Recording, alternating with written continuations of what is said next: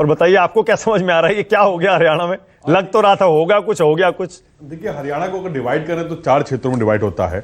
एक बांगड़ का इलाका, एक जाटलैंड और कुरुक्षेत्र, इसके अलावा अहिरवाल इलाका, जहां पे अहिर बेल्ट कही जाती है, जो कि गुड़गांव से शुरू होती है, चरखी दादरी, महेंद्रगढ़ और रोहतक का कुछ हिस्सा, झज्जर का इलाका।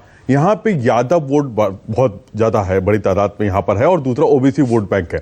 इसमें राजस्थान से लगी हुई बेल्ट भी है, और यहाँ पर बीजेपी ने सबसे ज्यादा लीड ली है। 21 सीटें, लगभग 28 सीटें आती हैं, जिसमें से 21 सीटों पर सीधे सीधे बीजेपी लीड ले रही है।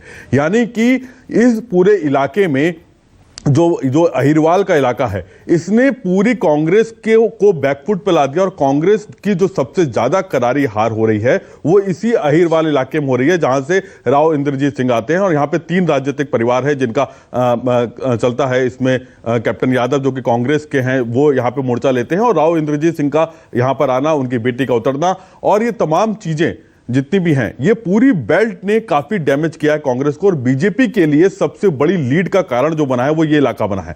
इसके अलावा नायब सिंह सैनी को लेकर आना, यानी कि जो बैकवर्ड, जो ओबीसी वोट बैंक है, जो कि राजनीति कर रहे थे कांग्रेस, लगातार जातीय जनगणना के आधार पे पीडीए के राजनीति कर रहे थे अखिलेश यादव। तो यहां पे क्या सैनी को फेस बनाना बीजेपी के लिए फायदेमंद रहा है, यह देखना होगा कि जो ओबीसी वोट बैंक है, क्या वो एकमुश्त चला गया। जाट लैंड में अगर हम बात करें तो वहां पे बराबरी रही है।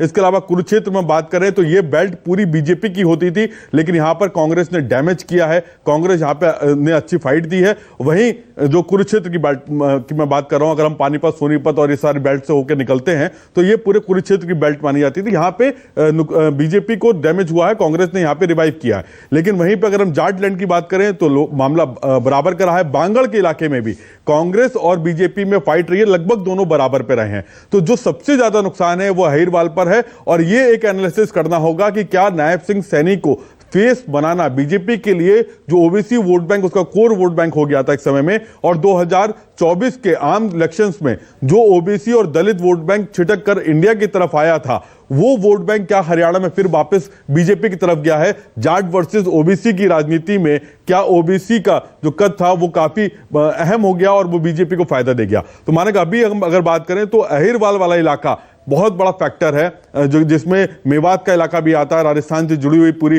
तमाम सीटें आती हैं। तो वो जो इलाका चरखी दादरी, जहां से फोगाट परिवार है और विनेश फोगाट, क्या एक्सपेक्ट कर सकते हैं आप? देखिए लिए मैं स्पोर्ट्स पर्सन हूँ, जितना हो सकता है मैं स्पोर्ट्स के लिए करूँगी, और मैं एक फील्ड में सीमित नहीं रहना चाहती। हर फील्ड के लोगों ने, हर किसान का मेरे हैं, चाहे नौजवान हैं, सभी ने मेरे को वोट दिया है। तो सभी की जो जिम्मेदारियां हैं वो मैं बखूबी निभाने की कोशिश करूँगी। खेल के लिए तो क्या प्रार्थना करेंगे, आप क्या चाहेंगे? सर वो आगे का सवाल है।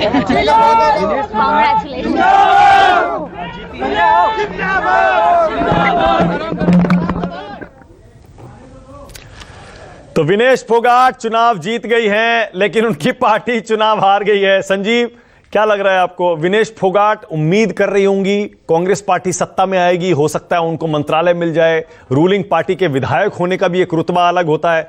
अब विपक्ष में बैठेंगी, महबूबा मुफ्ती कुछ बोल रही हैं।